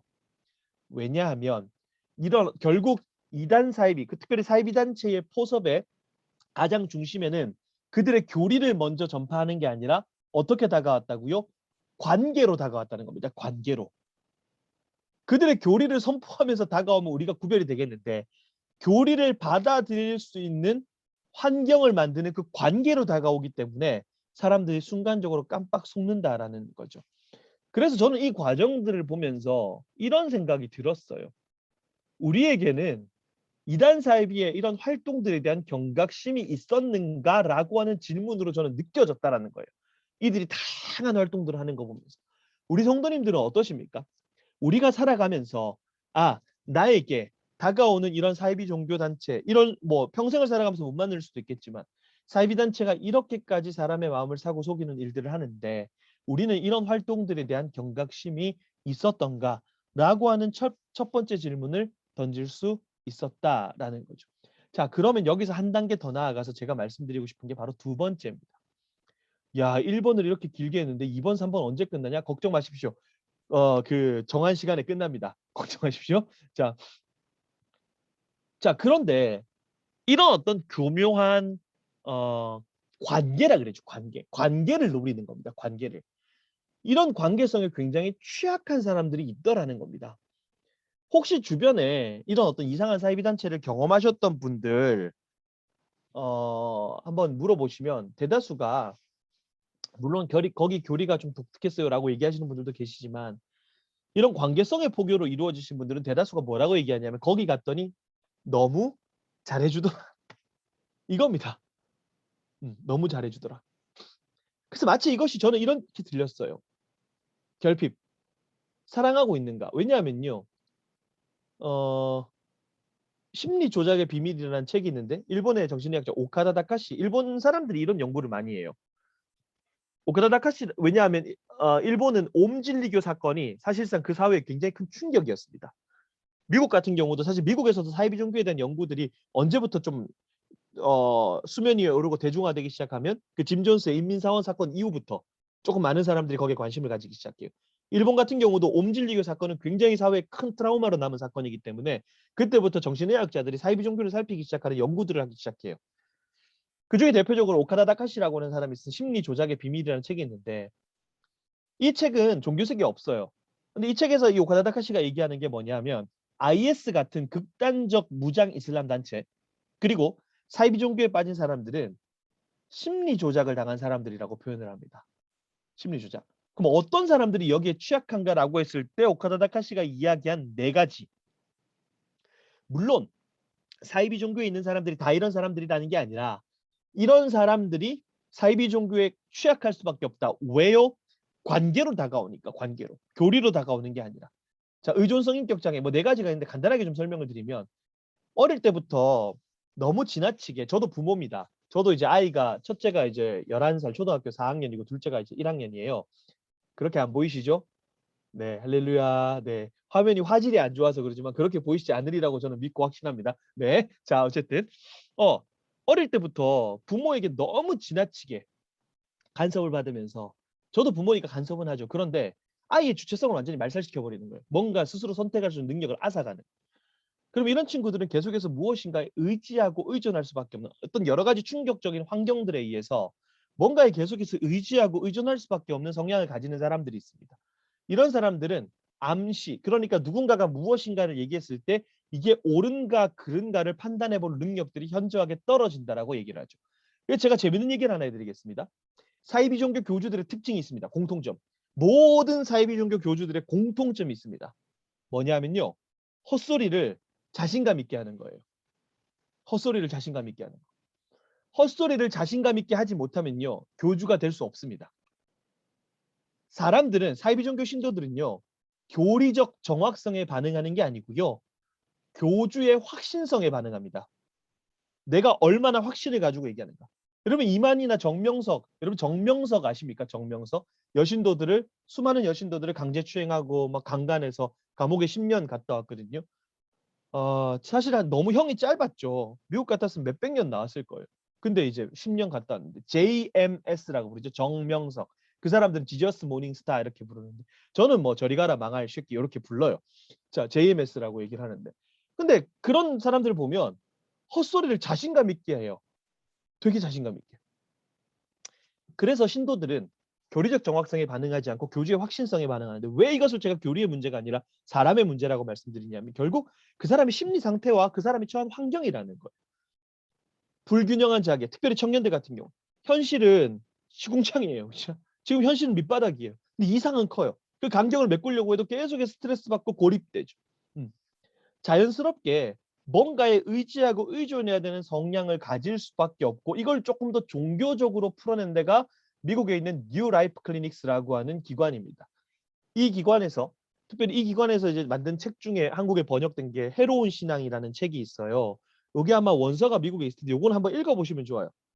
제가 오른쪽 하단에다가 이제 저자랑 원서 제목 적어놨는데 여기서도 소위 말하는 그런 해로운 신앙에 빠지기 취약한 사람들의 부류를 이렇게 나눠놨어요. 아까 오카다 다카시랑 얘기했던 게 거의 유사합니다. 엄한 부모 밑에서 학대받고 실망 경험, 자존감이 굉장히 낮고 특별히 실망 경험했을 때 자기 부모에게 버림당했던 경험, 배제의 아픔이에요. 배제의 아픔. 제가 아까 사이비 종교 신도들이 가장 두려워하는 지점에 대해서 말씀드렸죠. 그 단체에서 배제당하는 두려움. 왜냐하면 애초에 배제당했던 두려움이 사이비 종교라고 하는 끈끈한 어떤 소속감을 가진 집단으로 자기를 이끌었어요. 사이비 종교의 가장 큰 특징은 계속해서 두려움을 가지고 외부로 눈을 돌리지 않고 마치 외부에서 봤을 때는 끈끈하게 뭐랄까요? 하나의 어떤 단일한 굉장히 끈끈한 공동체를 이룬 것처럼 보이거든요. 이런 것들을 경험해 본 적이 없어요. 신도들 그 사람들은. 그러니까 이런 어떤 끈끈함들이 그들에게 굉장히 큰 매력이 되었다라는 거죠. 그래서 방금 말씀드렸던 오카다 다카시가 이야기한 것과 그리고 뉴라이프 클리닉스에서 얘기한 게 유사하다는 거. 이게 미국의 결과고 이게 일본의 연구 결과. 근데 한국에서도 그러나? 똑같아요. 한국에서도. 제가 다음 주에 하나님의 교회에 대해서 말씀을 드릴 겁니다. 한국의 하나님의 교회 세계복음 선교협회라고 있는데 여기는 이제 안상홍이라는 사람을 보통 안상홍 증인회라고 부르죠. 왜냐하면 안상홍을 증거하는 사람들이니까. 안상홍이라는 사람을 하나님 믿고 장길자라는 사람을 여자 하나님으로 믿어요. 근데 여기는요, 한국에는요, 어린 아이를 둔 젊은 엄마들이 그렇게 많이 빠집니다. 왜 어린 아이를 둔 젊은 엄마들이 빠지는가? 어린 아이를 둔 젊은 엄마들 집에 하나님의 교회 신도 3명, 4명이 찾아가서 한 명은 애 봐주고 한 명은 집안일 해주고 한 명은 말동무 해줍니다. 자, 그 결과가 뭔지 아십니까? 2018년 기점으로 하나님의 교회 관련 상담, 바른미디어 저희 기관에 들어온 상담의 100%, 0.1%의 오차도 없었어요. 저 깜짝 놀랐는데 100% 이혼 가정, 이혼 위기 가정이에요. 그래서 제가 상담이 오면 어린아이를 둔 젊은 엄마들이니까 이제 남편이 연락 와야 되는데 남편 연락이 안 오는 거예요. 다 다른 가족들이 연락이 와서 도와달래요. 그래서 제가 물어보죠. 남편은요? 이혼했어요. 이혼 위기예요. 왜요? 어린아이를 둔 젊은 엄마들이 뭐 시댁과의 갈등이라든가 아니면 부부간의 갈등이라든가 너무 힘들고 또 뭐 예를 들어서 육아만을 전담하시는 그런 분들 같은 게 힘드니까 이런 어떤 집에 3명, 4명이 찾아와서 애 봐주고 집안일 해주고 말동무 해주니까 좋은 사람으로 받아들이기 시작한 거예요. 사이비 종교는 교리적인 측면으로만 접근하면 절대로 해결이 안 되는 문제라는 확신이 있습니다. 저는. 이거는 교리의 문제가 아니라 사람의 문제입니다. 사람. 그 사람이 왜 그 선택을 했는가. 제가 그래서 늘 항상 이런 말씀을 드립니다. 사이비 종교 신도들을 보고 많은 사람들은 당신의 선택은 잘못되었어라고 정죄를 하죠. 그런데 그 정죄 이전에 당신은 왜 그 선택을 했습니까? 라고 우리가 한 번쯤은 물어봤다면 이것을 단순히 교리적으로만 접근하지 않았을 텐데 라고 하는 생각이 들어요. 미국의 법정신의학자 마이클 웰러라는 사람이 그루밍 성범죄라고 들어보셨을 겁니다. 길들여가지고 성범죄죠. 6단계로 만들어놨습니다. 대상자를 고르고 신뢰를 얻고 그 사람이 어떤 신뢰를 얻기 위해서 욕구를 충족시켜주고 당연히 어떤 문제가 있으면 고립을 사람이 어떤 문제가 있는데 그걸 채워주는 사람과 관계를 맺으면서 당연히 고립이 될 수밖에 없죠. 다른 곳에서는 만족을 얻을 수 없거든요. 그러다가 결국 성관계를 맺고 회유하고 협박하는 게 그루밍 성범죄인데 제가 이거 왜 말씀드리냐면 제가 이거 보면서 어이구 잠시만요. 죄송합니다. 잠시만요. 제가 다시 할게요. 엄마야.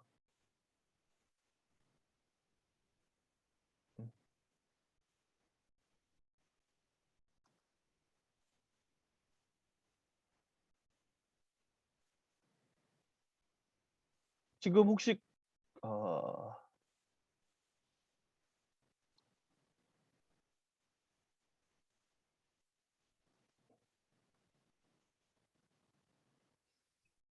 음...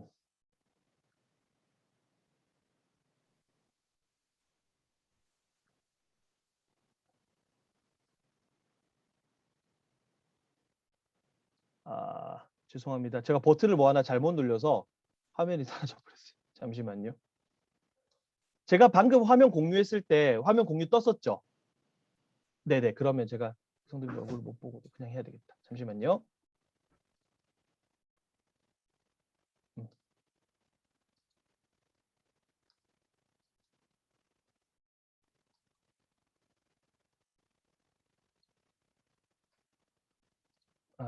참.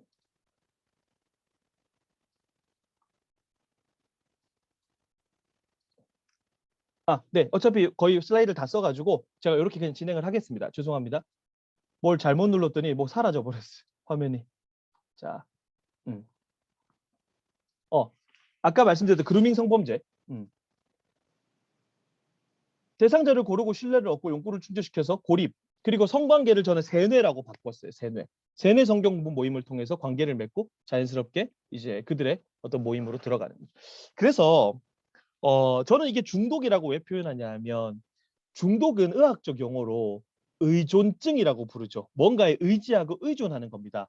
그럼 사이비 종교는 제가 봤을 때 교리에 의존하는 측면도 있지만 결국 자신이 어떤 처한 상황과 환경에서의 어떤 사람에 대한, 자기에게 너무 잘해주는 사람에 대한 관계 중독적 성향이 굉장히 강하다라는 거예요. 그래서 혹시 테드 강연에 그 유튜브에서 요한하리라고 있습니다. 요한하리의 중독 강연을 한번 찾아보시면 요한하리가 이런 얘기를 해요. 중독은 현실의 삶을 영유하기 어려울 때 발생한다. 그러니까 행복하고 건강할 때 서로 결속을 한다는, 관계를 맺는다. 그러나 정신적인 충격, 고립, 삶의 무게에 억눌려서 그거를 벗어나기 위해서 무언가를 갈구하기 시작하는데, 그때 알코올 잡으면 알코올 중독, 그때 마약 잡으면 마약 중독, 그때 도박 잡으면 도박 중독으로 가는 것처럼 뭔가 행복하고 결속할 때는 그런 문제가 벌어지지 않는데 그런 관계를 맺지 못할 때에 문제가 발생한다라고 요점으로 이야기를 해요. 제가 실험 얘기를 하나 해드릴게요. 중독을 연구하는 학자들이 대다수가 조그마한 밀폐된 공간에다가 쥐 한 마리 집어넣고 물과 마약을 줬었어요. 이 실험 되게 유명한 실험인데, 당연히 밀폐된 공간에서 물과 마약을 만나니까 당연히 쥐는 마약 먹고 마약 중독지가 되는 겁니다. 근데 1980년대를 지나면서 캐나다의 브루스 알렉산더라고 하는 박사가 이 실험은 애초에 잘못됐어 라고 이야기를 하면서 쥐가 놀 수 있는 최적의 환경으로 환경을 바꿔줍니다. 고립시키지 않고 최적의 환경을 만들어 놓고 여러 마리의 쥐를 집어넣습니다. 그리고 쥐가 쥐가 먹을 수 있는 여러 가지 음식들과 놀 수 있는 어떤 그 뭐 통로 같은 거, 터널 같은 것도 만들어주고 하여튼 최적의 환경을 만들어줘요. 그래서 이 실험을 쥐 공원 실험이라고 부릅니다. 그리고 마지막에 물과 마약을 딱 주죠. 놀랍게도 마약에 입된 쥐가 없습니다. 왜요? 입될 이유가 없다라는 거죠. 많은 분들이 그렇게 얘기합니다. 왜 사이비 종교에 빠지면 사람들이 집을 나가나요? 왜 사이비 종교에 빠지면 사람들이 가정을 떠납니까? 이유는 딱 하나입니다. 집보다 교회보다 거기가 더 좋습니다. 네, 그겁니다. 사람은 내가 좋아하는 사람의 말을 듣지 좋은 말을 듣지 않습니다. 이 굉장히 단순한 원리인데, 내가 평소에 되게 좀 별로라고 생각하는 사람이 있어요. 그 사람이 와서 되게 좋은 말을 해주는 거예요, 저한테. 그럼 우리 성도님들은 어떤 기분이 드십니까? 내가 평소에 되게 별로라고 생각했던 사람인데 너무 좋은 말을 내 앞에서 착 하는 거예요. 안 그래도 재수없는데 더 재수없습니다. 그죠? 네. 사람은 절대로 좋은 말 안 듣습니다. 내가 좋아하는 사람의 말을 듣죠. 근데 특별히 그리스도인들은요, 우리가 진리를 가지고 있다는 것이 너무 감사한데 때로는 이것이 오만으로 나타날 수도 있습니다. 그래서 우리는 많은 사람들을 내가 가지고 있는 진리로서 정죄하고 판단하는 경우도 많습니다. 중독자들에게도 그렇게 대하는 경우들도 많은데, 옳음, 그죠? 옳음을 강조하는 것은 굉장히 중요하죠. 그런데 그 옳음을 전달하는 메신저가 우리가 그들에게 좋은 사람이었나라고 하는 것은 또 다른 문제입니다. 사이비 종교에 빠졌던 친구들, 특별히 청년들이 이제 교회로 돌아올 수 있도록 제가 중간다리 역할을 돕는다 그랬잖아요. 제가 제일 슬플 때가 나왔다가 다시 돌아가요. 사이비 종교로. 이만희가 좋아서 가는 게 아닙니다. 정명석이 그리워서 가지 않습니다. 거기서 만났던 그 사람들, 그리고 그 관계, 행복, 거기서 느꼈던 그 행복감이라는 게 있거든요. 나름의. 그게 가짜 행복인데 그걸 진짜 행복으로 착각하는 거죠. 그런데 나와서도 그 행복을 찾을 수가 없다라고 생각하는 거예요. 그 안에 사람들을 바라보면서 거기가 가짜라는 걸 알고 다시 돌아갈 때에 제가 참 너무 슬퍼요. 그럴 때가. 어떻게 해서 그곳에서 나왔는데. 사이비 종교를 탈퇴하는 친구들이 넘어야 될 가장 마지막에 큰 산이 뭐냐면요. 여기가 진짜면 어떡하지? 이 지점이에요. 그리고 나와서도 되게 힘들어요. 제가 작년에 같이 저랑 그 모임했던 분들 중에 사이비 종교 그 모임 안에서 사이비 종교에서 제일 길게 있었던 분이 18년이에요. 18년. 최하가 8년이었어요.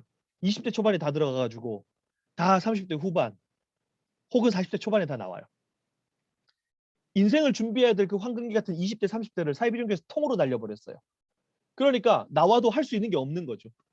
적응이 안 되는 거예요. 그래도 그걸 이겨내 보겠노라고 나오는 사람들이 있는데 그 사람들이 교회로 돌아가지 못하고 갔다 하더라도 사이비 종교 탈퇴자들이 교회에 들어가서 제일 많이 들었던 말 중에 1, 2, 3가 있는데 생각보다 상태 괜찮네. 너는 거기 왜 갔니? 성경만 봐도 그런 데 빠지지 않았을 텐데. 정죄 일변도로 나가요. 대다수의 교회가. 안타깝게도. 당신은 왜 그 선택을 했습니까? 라고 한 번만 물어보고 왜 그런 당신이 겪는 문제를 우리가 어떻게 좀 함께 고민할 수 있을까요? 라는 이야기를 하는 것이 아니라 갔다 왔는데 생각보다 상태 괜찮네 이런 얘기를 하니까 다시 돌아가 버리더라고요. 너무 슬퍼요. 저는 이렇게 말씀드리고 싶어요. 사이비의 문제는 결코 아까도 말씀드렸지만 교리만의 문제가 아니라 사람의 문제인데 그 두 번째 질문이 그거 아닙니까? 사랑하고 있습니까? 라고 하는 질문으로 저는 느껴졌어요. 사이비 종교에 빠져 있는 사람 아까 말씀드렸죠. 60에서 70%가 교회를 다니던 사람들입니다. 교회를 안 다니던 사람들이 아니에요. 그들이 돌아와서 공통적으로 한결같이 이야기하는 것이 교리가 허황된 건 알겠는데 거기서 그들과 만났던 관계 그리고 그들과 맺었던 관계만큼은 부정이 잘 안 되는 거예요. 신도들은 어쨌든 그것이 진짜라고 믿고 같이 교류를 했던 사람들이니까. 공동체의 강력함이라고 하는 거. 저는 그래서 사이비 종교를 예방하는 여러 가지 방법 그리고 그들의 어떤 아픔들을 극복하는 방법 중에 교리적 회복도 당연히 필요하겠지만 그 근본에는 진리의 말씀과 동시에 우리 공동체가 얼마나 서로 사랑하고 있는가라고 하는 거. 이거를 다시 한번 우리가 생각하지 않을 수 없습니다. 제가 우리 청소년들하고도 집회를 많이 하는데 이 친구들한테 늘 항상 얘기해요. 얘들아 그리스도인이라는 게 뭘까? 그냥 주일날 교회 가고 기도하고 찬양하고 근데 그거는 그리스도인들로서 마땅히 하는 거다. 이거는 뭐 기본 베이스지. 그거 한다고 우리가 그리스도인이라고 얘기하지 않는다. 그러면 그리스도인이라는 건 뭘까라고 했을 때 학교로 돌아가서 왕따 당하는 친구들이 있으면 그 친구들을 함께 왕따시키지 않고 먼저 손 내미는 것이 그리스도인이 아닐까. 적극적으로. 저는 친구들한테 늘 항상 그렇게 얘기를 해요. 우리 아이들에게. 우리가 누구에게 좋은 사람이었는가라고 하는 측면을 돌아본다면 교회 안에서 충분히 사랑받고 있다면 가정 안에서 충분히 사랑받고 있다면 집을 나갈 이유가 없습니다. 물론 계속해서 채워주기만 해야 된다 그런 말씀을 드리는 게 아니에요. 당연히 우리는 성경의 말씀처럼 그리스도의 장성한 분량에까지 계속해서 성장과 성숙을 해나가야 되는 존재들입니다. 근데 그 과정이 사람마다 다 다르죠. 어떤 사람은 빠를 수도 있고 어떤 사람은 더딜 수도 있고 굉장히 느려 보이는 사람들도 있어요. 그런 다양한 사람들이 모인 곳이 바로 교회입니다. 중독을 연구하는 학자들이 대다수가 종교가 없으신 분들도 의사들이 이렇게 얘기합니다. 웬만하면 교회로 가보세요. 왜요? 교회는 중독을 회복할 수 있는 최적의 환경들을 갖추고 있거든요. 공동체가 있죠. 소그룹이 있죠. 공동체라고 하는 그 강력한 힘들을 과연 오늘날 교회가 어떻게 사용하고 있는가 그리고 어떤 우리 공동체에서 유익을 누리고 있는가라고 하는 측면들을 다시 한번 이 오카다 다카시나 그리고 뉴라이프 클리닉스나 제가 한국에서 경험한 것들을 기반으로 말씀드리고 싶습니다. 우리 교회 공동체의 건강성에 대해서 고민하는 것이 자연스럽게 사이비의 대처가 될 수 있다는 것도 우리가 한 번쯤 고민해 보면 좋겠습니다. 그리고 마지막 세 번째로 첫 번째가 이제 사기의 측면에서 경각심이 있습니까? 두 번째가 결핍의 측면에서 이제 사랑하고 있습니까? 마지막 세 번째 질문이 이겁니다. 이건 간단하게 넘어갈게요. 어차피 PPT도 하나 두 개밖에 없었습니다. 성경 무엇을 믿습니까? 라고 하는 질문입니다. 성경 무엇을 믿습니까? 여러분 신천지에서 성경을 가르치는 강사하려면 이제 저한테 주어진 시간이 이제 몇 분 안 남았는데 신천지에서 성경 가르치는 강사하려면 몇 구절 정도 암송해야 되는지 아십니까? 혹시 한번 얘기를 이제 마무리됐는데 신천지에서 성경을 가르치는 강사하려면 몇 구절 정도 암송하면 좋을까요? 시켜줄까요? 아무 숫자나 얘기해 보시면.